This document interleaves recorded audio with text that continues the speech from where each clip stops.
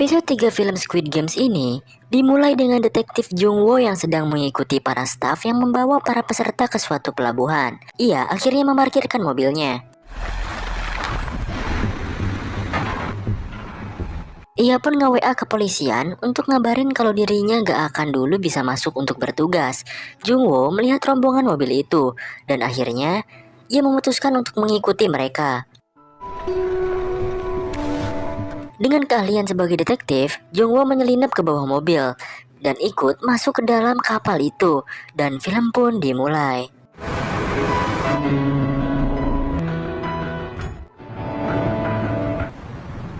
Kembali kepada Jung Woo yang berhasil menyelinap ke dalam kapal itu, terlihat para staf mulai memeriksa para pemain dan menjalankan tugas-tugasnya.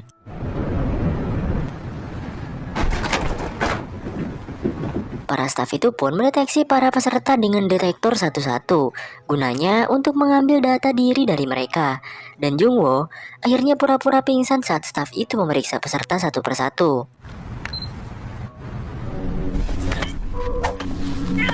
Akhirnya Jung Woo pun meringkus dan adu mekanik dengan staf yang memeriksanya. Beruntung, ia bisa membuat staf itu tak berdaya. Jung Woo pun menyamar menggunakan kostum staf itu. Ia juga membuang salah satu staf yang ia ringkus tadi ke tengah-tengah lautan. Saat Jung Woo membuangnya ke laut, ia hampir ketahuan oleh staf yang lainnya, dan ia pun beralasan mabuk lautan. Jung Woo pun diperintah untuk bergegas melakukan tugas-tugasnya.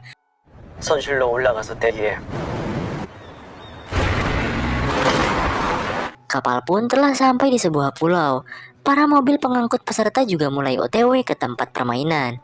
Di sini kita diperlihatkan semua peserta dibawa ke sebuah ruangan yang sangat besar. Di sana para staf mengganti pakaian pemain, menyita semua barang yang dibawa oleh para peserta. Sae-byok yang sedari tadi cuma pura-pura pingsan menggunakan keahliannya yaitu mencopet. Ia mengambil pisau atau cutter yang ada di saku para staf. Kita diperlihatkan Gi-hun yang membangunkan si kakek. Awalnya, Gi-hun ngira kalau si kakek ini udah tewas. Tapi untungnya, ia bangun.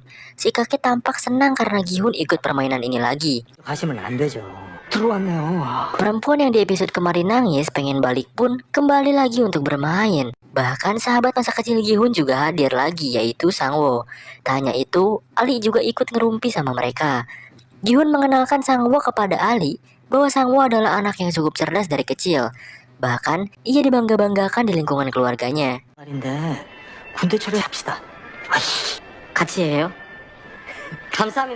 Mereka pun akhirnya memutuskan untuk membuat grup atau tim yang berisikan Gi-hun, Sang-woo, Ali, dan juga si kakek. Kemudian di sisi lain, Bang Jabrik lagi ngajak Sae-byok untuk gabung ke kelompoknya.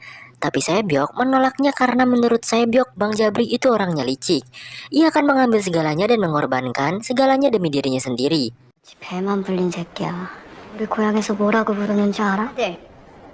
Lalu datanglah si wanita ini. Ia bernama Miryong. Ia menyarankan agar dirinya bisa masuk ke kelompok Bang Jabrik. Tapi karena Bang Jabrik sok jago gitu kan, ia pun mengabaikannya. Terlihat Sae-byok melihat ke arah atap. Ia sepertinya memikirkan sesuatu. Di sisi lain, seorang staf pun mengonfirmasi kepada frontman bahwa dari 201 pemain, 187 orang ikut kembali lagi, dan sisanya gak mau balik lagi. Frontman memerintahkan agar terus mengawasi orang-orang yang tidak kembali.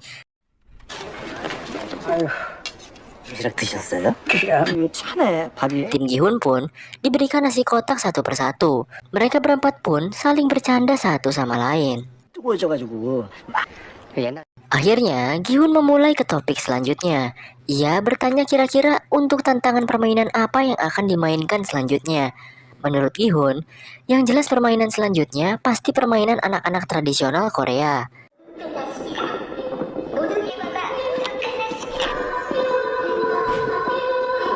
Singkat cerita, diperlihatkan para staf yang mulai memasuki kamarnya masing-masing. Jung Woo kebingungan mencari kamar pemilik identitas yang ia bunuh. Beruntung, ia bisa menemukannya. Saat Jung Woo hendak masuk, tetangganya pun malah melihat ke arah Jung Woo dengan curiga. Karena Jung Woo seperti berlagak kebingungan gitu. Setelah masuk kamarnya, Jungwoo membaca aturan di sana, seperti tetap memakai topeng saat di luar ruangan, bicara tanpa izin, dan dilarang keluar ruangan tanpa izin. Di ruangan yang kecil itu juga ada CCTV.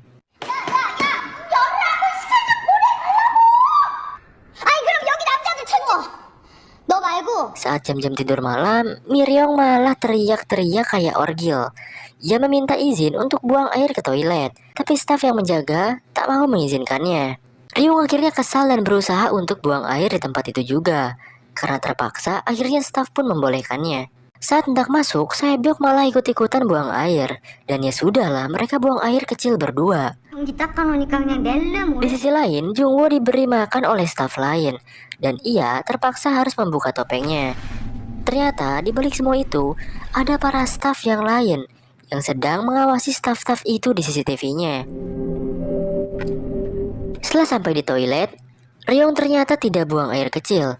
Ia mengeluarkan suatu benda yang ia sembunyikan di celana dalamnya. Atau lebih dalam lagi, ternyata benda itu isinya rokok plus dengan korek apinya. Saebyok masuk tanpa permisi ke toilet Ryung.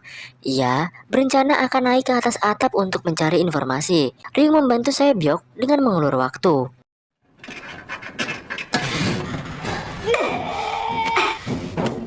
Di atap, ia melihat para staf yang sedang memasak. Ternyata mereka sedang melelehkan banyak gula. Entah apa yang mereka buat gitu kan.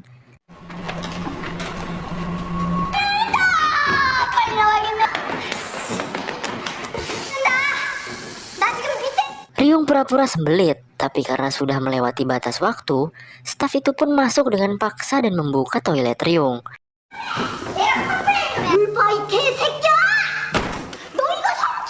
Beruntung Saebyok sudah turun, dan mereka berhasil mengelabui staf itu walaupun atapnya tak sempurna dibetulkan.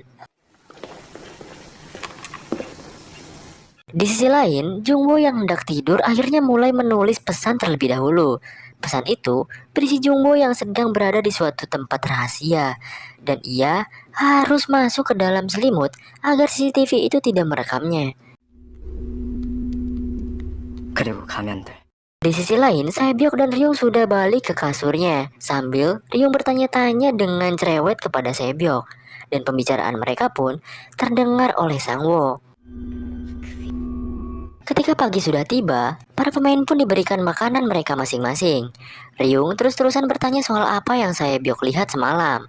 Saebyok hanya menjawab bahwa ia hanya mencium aroma gula. Jungwoo tampak sedang bersiap-siap untuk menyamar kembali. Ia pun keluar dan berbaris dengan staf lain. Lalu Jungwoo pun mengikuti mereka semua. Terlihat para staf sedang membagi-bagikan dana bansos, maksudnya sarapan untuk pemain. Gi-hun meminta untuk susunya itu diganti jadi energen, karena Gi-hun tak suka susu putih. Karena dicuekin sama stafnya, Gi-hun pun memberikan susunya kepada Ali. Peringatan pun mulai terdengar bahwa permainan kedua pun akan dimulai. Sangwoo yang semalam mendengar bisik-bisik Ryong bertanya soal informasi yang Saebyok dapatkan.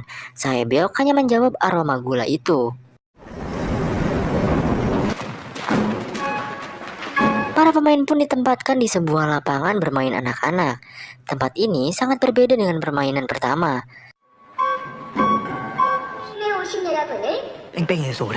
Sangwoo mulai menganalisis dengan pikirannya perihal yang dikatakan Saebyok. Ia akhirnya mengingat-ingat masa lalunya. Di ingatannya itu, ia melihat anak-anak yang sedang membeli permen gula.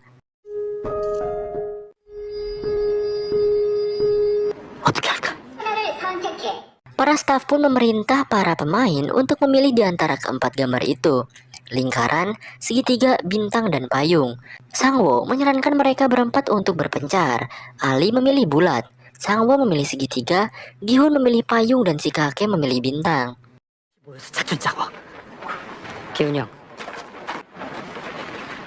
Lalu para peserta pun diberikan wadah satu persatu, dan setelah dibuka,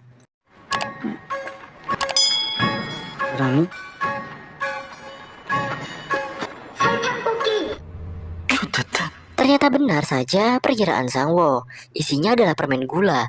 Setiap pemain diberikan gambar sesuai pilihan mereka, dan mereka harus membuat gambar dari gula itu terpisah dari bagiannya yang lain dengan jarum yang sudah disediakan. Sialnya, Gihun malah memilih payung di mana payung akan jauh lebih sulit dari yang lainnya. Permainan pun dimulai. Mereka semua berusaha memisahkan bentuk gambar dari gula-gula itu dengan fokus. Jika mereka gagal, mereka akan ditembak mati oleh staf. Atau jika mereka belum selesai sesuai waktu yang ditentukan, mereka akan ditembak mati juga. Cyborg yang dapat segitiga mulai fokus mengerjakannya. Bahkan, Sang Wo pun berhasil memotek sisi dari segitiga itu dengan jantung yang sangat berdebar-debar. Ali juga berusaha sedikit demi sedikit memotek bagian sisi dari gula itu.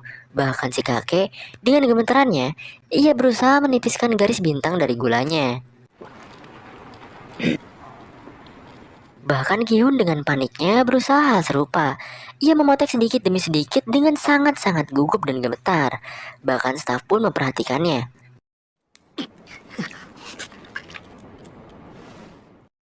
Salah satu peserta pun malah membuat gagang payung dari gulanya itu patah. Dan alhasil,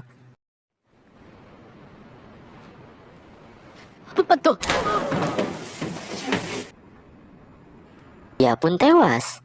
Satu nyawa melayang membuat panik pemain lain. Dan seorang wanita malah mematahkan gulanya juga. Beberapa pemain pun mulai tereliminasi. Terlihat waktu menunjukkan 7 menitan lagi. Tembak-menembak terus terjadi selama peserta gagal memisahkan bentuk gulanya itu. Ryung yang memilih posisi di bawah perosotan bermain dengan licik. Ia membakar ujung jarumnya dan mengerik garis bintang di gulanya itu. Sedikit demi sedikit merasa lebih nyantuy karena bermain licik tentunya. Ia memperhatikan si Bang Jabri yang udah malu-maluin dirinya yang lagi kesusahan dengan gulanya itu.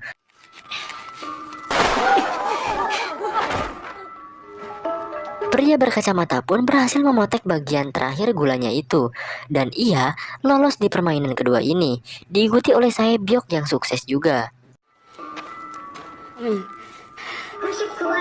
Ali akhirnya berhasil membuat lingkaran dari gula itu, walaupun ia tak percaya bisa melakukannya. Permainan terus berlanjut di mana yang berhasil dan tereliminasi tetap selalu berdampingan. Di sisi lain, Jungwo yang sedang menyamar dideteksi oleh staf lain. Staf itu menanyakan apa tugas Jungwo. Jungwo bingung mau jawab apa gitu kan. Akhirnya staf itu pun menegaskan kalau Jungwo bertugas membersihkan mayat setelah permainan. Dan setelah selesai bertugas, staf tadi ingin berbicara serius soal kebingungan Jungwo. Pemain yang berhasil pun digiring ke tempat lain.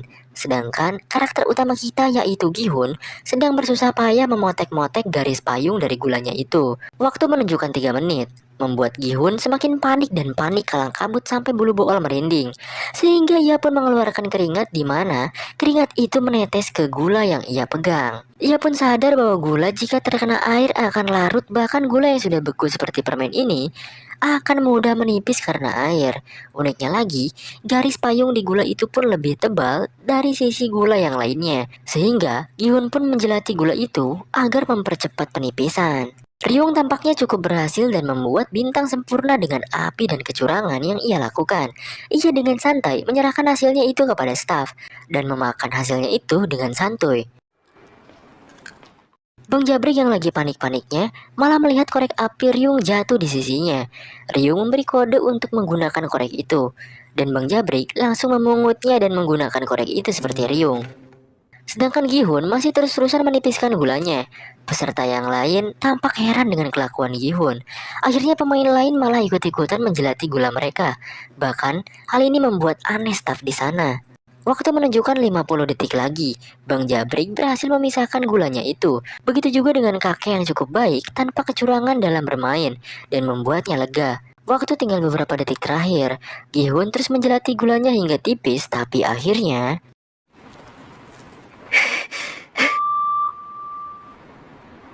ia jadi pemain terakhir yang lolos. Salah satu pemain sangat-sangat panik.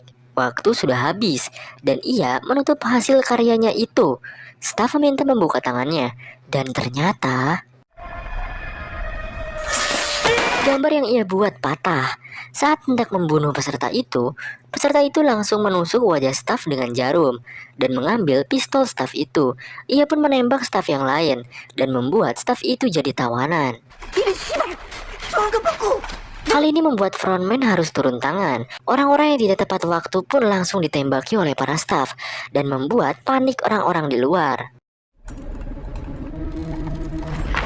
Para staf pun mengarah ke pria ini. Pria ini menodongkan dan memerintah staf yang ia tawan membuka topengnya agar pria itu bisa melihat wajahnya. Staf itu pun membuka topengnya dan melihat ke arah pria itu. Tampak pria itu kaget karena staf itu adalah pria muda. Setelah melihat wajahnya, pria itu pun menembak kepalanya sendiri dan tewas. Frontman yang turun ke lapangan langsung menembak staf yang membuka topengnya sendiri. Frontman menjelaskan jika para peserta tahu wajah kalian, kalian akan mati. Jungwoo pun mengambil topeng dari staf yang sudah tewas. Topeng itu memiliki gambar kotak, sedangkan yang dipakai oleh Gi-hun saat ini adalah bulat. Di awal episode 4 ini, diperlihatkan seorang peserta yang terlihat buru-buru dan diajak oleh salah satu staf ke sebuah tempat. Staf lain yang melihat mereka berdua di CCTV langsung replying adegan mereka berdua lewat. Dan hal ini tanpa diketahui oleh staf lain. Sepertinya mereka menyimpan sesuatu. Para pemain yang menyelesaikan permainan kedua tadi mulai turun kembali. Bang Jabrik berterima kasih kepada Ryung karena telah membantunya di permainan kedua tadi. Si kakek juga berterima kasih kepada Gi-hun karena Gi-hun menciptakan suatu cara dari permainan kedua tadi. Karena Gi-hun, kakek ini masih bisa bertahan hidup. Sangwoo dan Ali akhirnya bisa bertemu dengan Gi-hun dan si kakek lagi. Mereka bersyukur karena masih bisa selamat dari game kedua tadi. Sangwoo juga meminta maaf karena seharusnya ia telah memerintahkan mereka untuk memilih gambar yang berbeda. Gi-hun mewajari hal itu karena Sangwoo juga tidak tahu isi dari game kedua tadi. Pengumuman dari game kedua pun dimulai. Dari 187 pemain, sebanyak 79 orang tereliminasi. Lalu turunlah tambahan uang dari setiap tereliminasinya para pemain ke dalam bola yang sudah terisi banyak uang di atas sana.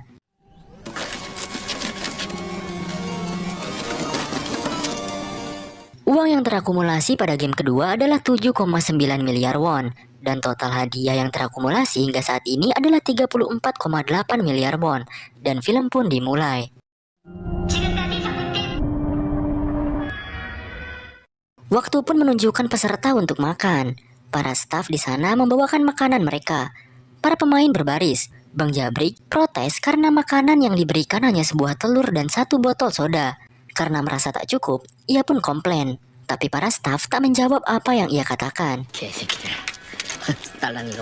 Ryung yang mulai bergabung dengan tim Bang Jabrik membisikkan sesuatu kepadanya. Dan ternyata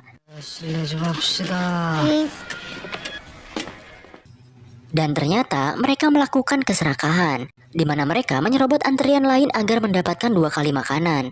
Cewek yang komplain pun akhirnya dibuat ketakutan oleh Bang Jabrik. Singkatnya, beberapa orang dari antrian belakang pun tak kebagian makanannya.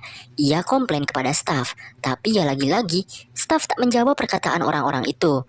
Bahkan, ia hanya bilang kalau makanan disiapkan sesuai jumlah pemain. Hendak emosi kepada staf, pria ini pun ditodongkan senjata. Seorang cewek di lain tempat buka mulut kalau geng Bang Jabrik lah yang menyerobot dan memakan makanan dari antrian lain, sehingga ia mendapatkannya 2 kali. Pria yang tak mendapatkan jatah makanan itu pun menghampiri geng Bang Jabrik. Ia berusaha mengambil sisa dari botol yang Bang Jabrik minum. Karena perebutan itu, membuat botol soda itu pecah. Akhirnya, Bang Jabrik pun memukuli pria itu berkali-kali, bahkan sampai pria itu terkapar tak berdaya.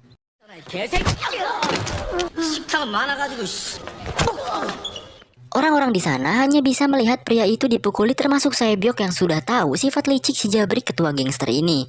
Dan para staf pun hanya diam. Sangwoo yang ngecek keadaan pria itu bilang kepada Gi-hun bahwa pria itu telah tewas. Gi-hun berusaha memastikan sendiri dan benar saja pria itu tewas dipukuli si Jabrik. Gi-hun akhirnya bilang dengan emosi kepada para staf kalau pria itu telah mati. Tapi lagi-lagi, para staf itu hanya diam tak mendengarkan perkataan Gi-hun. Gi-hun emosi karena kematian pria itu di luar permainan. Tapi tiba-tiba Terdengar suara yang memberitahu bahwa pemain 271 atau pria yang tewas itu telah tereliminasi. Angka pemain yang hidup juga berkurang satu. Bahkan uang yang ada di bola sana bertambah karena kematiannya. Staf pun membawa peti untuk mengangkut mayat pria itu. Dan disinilah cikal bakal suatu mahadahsyat akan terjadi. Di suatu tempat, para staf sedang mengangkut peti-peti yang berisikan mayat. Dan di sini, Detektif Jungwoo menggunakan topengnya dari lingkaran ke kotak. Setelah itu, ada staf lain yang berbicara kepada Jungwoo. Tapi staf itu kaget setelah melihat topeng Jungwoo bergambar kotak. Staf itu pun meminta maaf. Di sini membuktikan bahwa gambar dari topeng memiliki kasta tersendiri dan kotak adalah kasta tertinggi dalam staf. Dan yang terendah adalah bulat. Staf pun bilang kenapa Jungwoo atau atasan dengan topeng kotak ada di sini. Jungwoo hanya menjawab bahwa bawahannya dilarang bicara sebelum atasannya mengizinkan. Di suatu tempat, ada seorang pria berkacamata yang sedang membedah mayat dibantu oleh dua staf lainnya. Ia mengambil organ-organ para peserta yang sudah wafat. Di lain tempat, Sangwoo mengutarakan pendapatnya. Menurut Sangwoo, akan ada sesuatu ketika lampu dimatikan. Ali, Gi-hun, dan si kakek harus tetap terjaga karena melihat situasi pembunuhan pemain tadi oleh si Jabrik. Terlihat Jabrik lagi ngobrol seperti ngerencanain sesuatu. Jadi rencana mereka, jika ada yang diserang saat mulai tidur, mereka berempat harus berkumpul di ranjang Gi-hun untuk bertarung bersama. Si kakek yang ketiduran akhirnya menyetujui pendapat itu karena situasi saat ini sedang berbahaya. Gi-hun menemui Sae-byok. Ia meminta Sae-byok untuk tetap berjaga saat waktu tidur dimulai dan meminta Sae-byok untuk bergegas ke kasur Gi-hun jika terjadi sesuatu nanti. Tapi ia tak percaya kepada siapapun di tempat ini. Di tempat lain, si pria berkacamata yang lagi membedah organ. Si pria kacamata ini sebenarnya bersekongkol dengan beberapa staf di sana. Pria ini meminta spoiler permainan selanjutnya kepada staf itu. Si staf memberikan telur dan menjelaskan bahwa mereka sengaja memberi sedikit makanan untuk membuat orang-orang berkelahi. Mereka akan menyingkirkan yang lemah sebelum permainan berikutnya dimulai. Staf pun menyarankan agar pria berkacamata itu, atau kita sebut saja dokter lah, susah amat gue ngomongnya, menyarankan si dokter itu untuk bergabung dengan tim yang paling kuat di sana. Singkatnya, si dokter ini mencari tim terkuat di sana. Ia pun melihat geng Bang Jabrik saat itu. Dan akhirnya, ia meminta buat join gengnya si Jabrik ini. Awalnya si dokter ini dicepuin sama geng Jabrik. Tapi si Jabrik dibisiki oleh dokter ini bahwa ia tahu permainan yang akan dilakukan selanjutnya. Detektif Jungwoo yang memakai topeng kotak pun terlihat cukup bebas. Di sana, para petugas, pasukan, dan pekerja diharap menuju posisi masing-masing karena game akan dimulai. Sedikit penjelasan ya, jadi sebenarnya para pemain belum tahu kalau setelah waktu tidur nanti akan ada game spesial.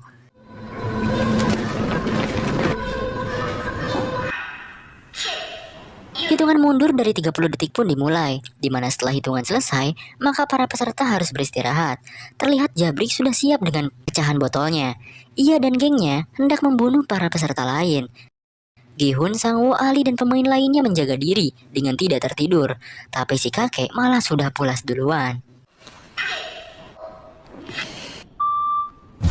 Di lain tempat, frontman melihat para peserta itu dengan infrared. Terlihat beberapa peserta memulai aksi pembunuhannya. Jeritan seorang wanita terdengar nyaring saat ditusuk. Keributan pun dimulai.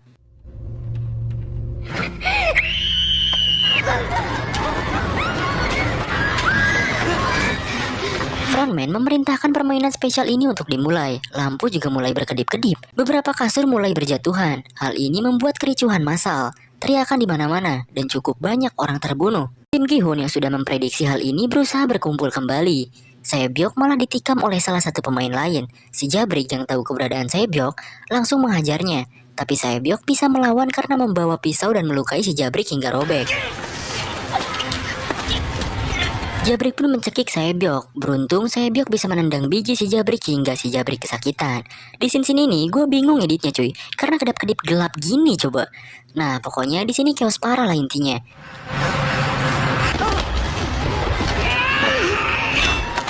Gi-hun yang hampir dibunuh pemain lain dan digebuki besi oleh pemain itu dibantu Sangwoo. Sangwoo mengambil besinya dan memukuli pemain tersebut. Gi-hun, Sangwoo, dan Ali berhasil berkumpul. Perkelahian terus terjadi, adu pukul, jeritan di mana-mana. Dan tapi ternyata si kakek malah hilang dari kasurnya cuy, dan membuat mereka bertiga panik.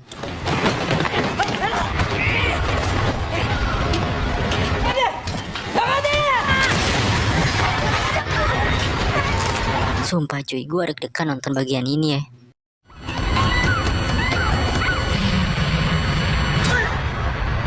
Jungwoo yang menjadi pemimpin di sana mendengarkan chaosnya di luar sana. Saebyok akhirnya menghampiri Gi-hun. Si Jabrik yang dari tadi haus untuk membunuh Saebyok berdiri di belakangnya. Beruntung Gi-hun mendorong dan memukul balik si Jabrik.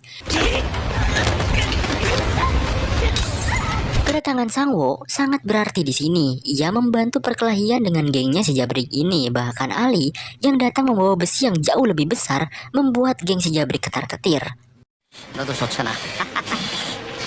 Tiba-tiba saja si kakek dengan suara yang seadanya pun memohon kepada semuanya untuk berhenti saling membunuh. Ia berteriak sambil menggigil di atas kasur yang tertinggi.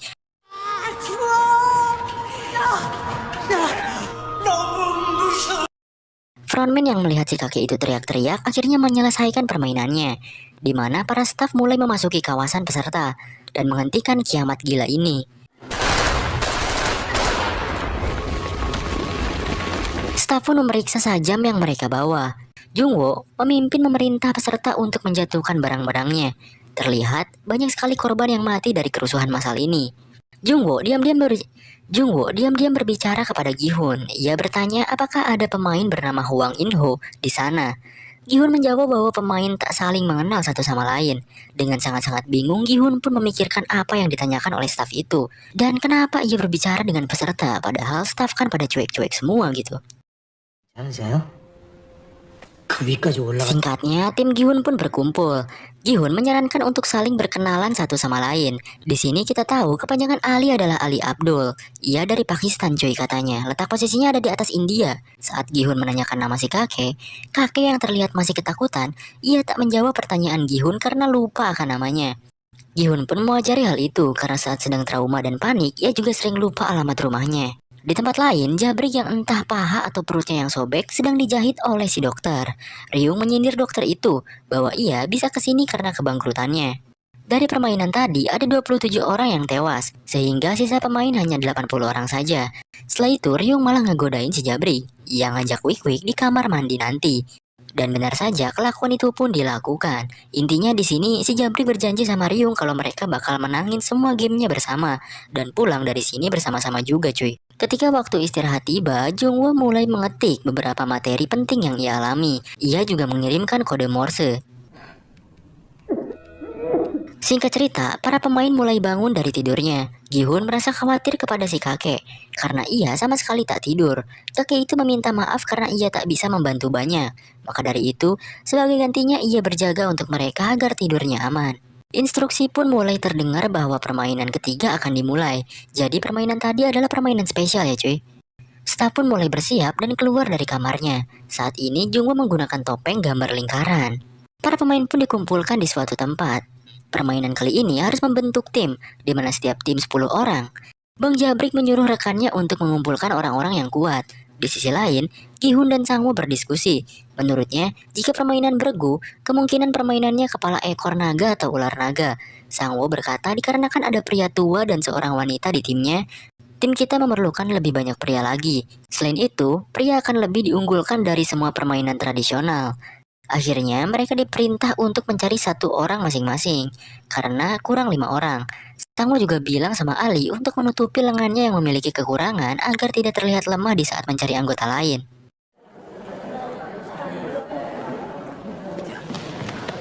Mereka berlima pun mulai mencari-cari. Terlihat si kakek yang sepertinya terlihat tidak ada yang tertarik untuk gabung sama si kakek. Kebetulan Ali pun mendapatkan satu orang. Sangwoo mengajak seorang pria. Awalnya ia mau, tapi setelah tahu kalau ia harus mengajak istrinya, Sangwoo pun menolaknya. Gi-hun mendapatkan satu orang. Di sisi lain, ada drama di tengah-tengah keramaian, yaitu Ryung dengan si Jabrik. Ryung mempertanyakan kenapa Jabrik gak masukin dirinya ke timnya. Jabrik pun beralasan kalau timnya udah penuh. Abis game ini selesai nanti, Ryung bisa balik lagi ke Jabrik. Akhirnya Jabrik pun mendorong Ryung karena terus memohon. Ryung pun sakit hati dan bilang akan membunuh Jabrik nantinya. Di sisi lain, Saebyok mengajak seorang wanita yang sedang gabut. Sangwoo cukup kecewa dengan orang-orang yang dibawa oleh rekannya. Bahkan si kakek tak dapat membawa orang lain untuk join grupnya. Bahkan ia juga agak kecewa karena Saebyok malah membawa seorang wanita. Giun pun bilang bahwa kita harus mencari satu orang lagi. Tapi karena timnya lemah tak akan ada yang mau bergabung. Lalu tiba-tiba saja Ryung akhirnya join ke grup mereka. Ya walaupun Sangwoo agak kecewa karena cewek lagi yang ia dapatkan. Karena waktu sudah habis, mereka pun dibawa ke sebuah tempat untuk memulai permainannya.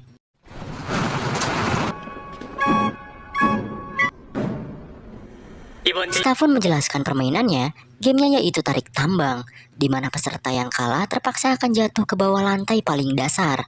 Tim Jabrik cukup senang karena timnya kuat-kuat, sedangkan tim Sangwoo hanyalah kerupuk seblak semua. Stafun mengundi setiap tim, alhasil tim Jabrik melawan tim 7. Terlihat Jabrik cuma senyum-senyum karena merasa lawannya itu mudah. Mereka pun bersiap untuk memulai tarik tambangnya. Lengan mereka diikat kepada tali itu sehingga tidak bisa melepasnya. Setelah siap, tembakan pun diluncurkan dan permainan pun dimulai.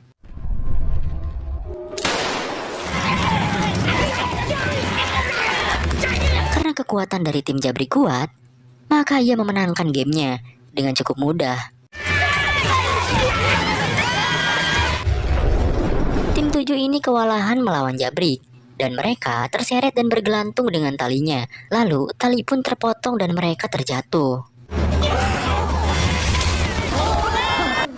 Para staf pun memberesi mereka yang tereliminasi. Dan menurut gua, game kali ini sungguh sangat gila cuy. Kemungkinan jatuh dari ketinggian itu tergantung dari tingginya berapa. Jadi ada kemungkinan para pemain sekarat, tidak langsung mati. Dan ini sangat menyiksa. Staf itu pun memberikan kode dari darahnya dengan simbol plus. Permainan kedua pun diundi kembali, dan akhirnya tim Sangwoo melawan tim 5. Tim 5 cukup lebih baik daripada tim Sangwoo karena isinya batang semua ya. Persentase kemenangan tim 5 cukup baik ketimbang tim Sangwoo. Mereka pun berjalan menuju lift untuk ke menara. Di sana mereka seperti sudah pasrah dengan keadaan, tapi si kakek berusaha menyemangati timnya ini. Katanya, tarik tambang itu bukan hanya kekuatan, tapi juga kecerdasan dan strategi. Awalnya rekannya yang lain meremehkan perkataan si kakek, tapi daripada pasrah dengan keadaan, lebih baik mendengarkan saran dari si kakek ini. Oke cuy, di sini gue bakal jelasin strategi si kakek yang mungkin bisa kalian pakai juga kalau kalian 17 Agustusan. Si kakek menceritakan bahwa ia selalu menang dalam pertandingan tarik tambang saat muda. Bahkan pernah lawan atlet katanya. Strategi si kakek pun digunakan. Pertama, orang yang berada paling depan adalah yang paling penting karena ia dekat dengan tim lawan. Jika dia lemah dan mudah putus asa, maka berakhirlah permainan ini. Kedua, orang paling belakang harus bertubuh kuat dan besar seperti jangkar kapal. Dan selanjutnya adalah penempatan dari anggota tim. Tempatkan di sebelah kanan dan kiri tali secara selang-seling. Posisikan kedua kaki sejajar dan menghadap depan. Lalu letakkan tali di antara ketiak. Dan terakhir, ini yang paling penting dan sangat penting. Untuk 10 detik pertama setelah permainan dimulai, kalian harus bertahan di tempat dan harus berbaring. Dorong perut bagian bawah ke langit dan dorong kepala kalian ke belakang. Dengan cara ini, kalian gak akan keseret sama tim lawan. Tahan sampai 10 detik saat ini. Pihak lawan akan panik dan kebingungan karena tak terseret sama sekali. Nah, kalau kalian bisa bertahan dengan posisi kayak gini, akan ada saat di mana tim lawan kehilangan ritme. Saat itu juga, tim Gi-hun mendapatkan ritme itu, dan langsung menariknya sekuat tenaga.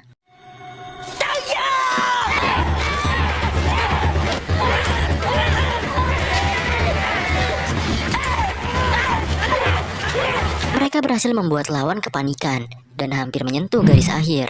Tapi lawan itu juga cukup kuat. Mereka menarik kembali tali itu dan malah membuat mereka kehilangan keseimbangan.